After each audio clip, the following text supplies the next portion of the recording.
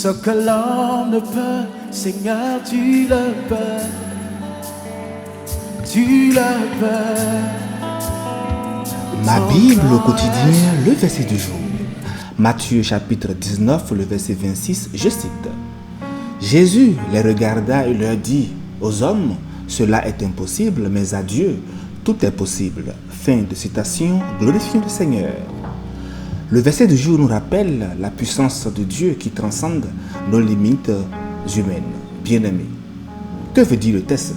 Le verset du jour survient après une discussion entre Jésus et ses disciples concernant la difficulté pour les riches d'entrer dans le royaume des cieux. Jésus vient de dire qu'il est plus facile pour un chameau de passer par le trou d'une aiguille qu'il ne l'est pour un riche d'entrer dans le royaume. Cela suscite alors la question choquée des disciples. Mais qui peut donc être sauvé? Matthieu 19, le verset 25. Dans sa réponse, Jésus fixa son regard sur les disciples, soulignant l'importance de ces paroles.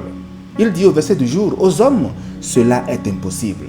Jésus confirme la difficulté inhérente aux êtres humains d'atteindre la perfection, la sainteté et le salut par leurs propres moyens. Il expose la réalité de la condition humaine avec toutes ses limitations, ses péchés et ses faiblesses. Cependant, Jésus ne s'arrêta pas là. Il révèle une vérité profonde et rassurante dans le verset. Mais à Dieu, tout est possible. Alléluia. Cette déclaration affirme la toute-puissance de notre Seigneur et sa capacité à intervenir dans les affaires humaines au-delà de ce qui est naturellement réalisable. Les limites de l'homme ne sont pas les limites de Dieu, ça vous le savez. Alors que l'homme peut être entravé par le péché et la faiblesse, Dieu lui est infiniment capable de restaurer, de transformer et de nous renouveler. Chers amis, les richesses et l'attachement matériel peuvent donc entraver notre marche spirituelle. Cependant, Dieu n'est pas limité par nos faiblesses. Il possède une puissance infinie pour opérer des miracles, briser les chaînes et transformer nos vies. Bien-aimés, mais que signifie le texte? Le verset signifie que notre salut ne dépend pas de nos propres mérites, mais de la grâce et de la puissance de Dieu. Il nous rappelle que notre confiance ne doit pas se reposer sur nos propres forces, mais sur la souveraineté de Dieu.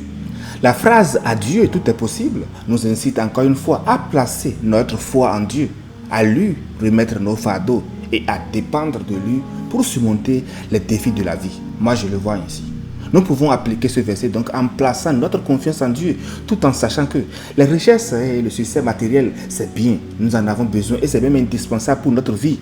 Mais leur poursuite effrénée peut souvent détourner notre attention des valeurs éternelles. Nous devrions donc réévaluer nos priorités en cherchant avant tout le royaume de Dieu et sa justice. Mais après le verset du jour, le verset 26, Pierre interrogea Jésus sur la récompense pour ceux qui ont tout quitté pour le suivre. Jésus répond en parlant de la récompense céleste pour ceux qui renoncent à tout pour son nom. Il réaffirma que les premiers seront les derniers et les derniers seront les premiers, mettant ainsi l'accent sur la réversibilité des valeurs terrestres et célestes. Retenons bien aimé que ce qui est impossible aux hommes est possible à Dieu. Providence de Dieu n'est pas limitée par la volonté humaine, mais notre volonté est englobée dans la providence. Chers frères, chers sœurs, il peut changer une situation désespérée en un bonheur illimité. Bonne méditation et fructueuse semaine à toutes et à tous dans la paix de notre Seigneur Jésus-Christ. Alléluia chez vous.